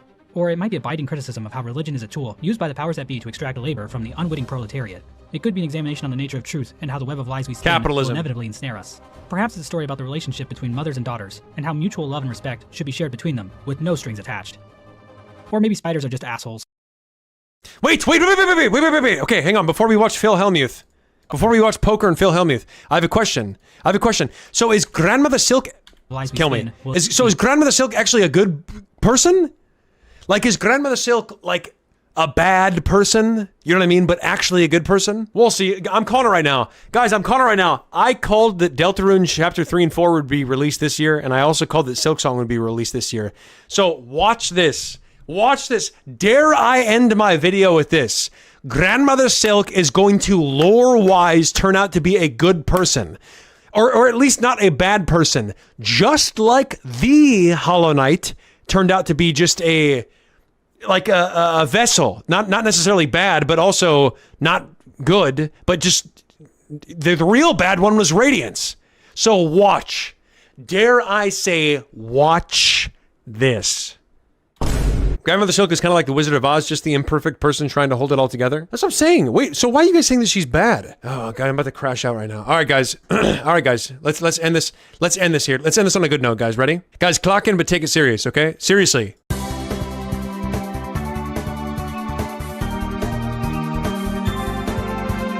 It's called a road. It's called a sinner's road. It's where you go to shoot code. It's called a road, it's called a sinner's road. And it's where you go to shoot code.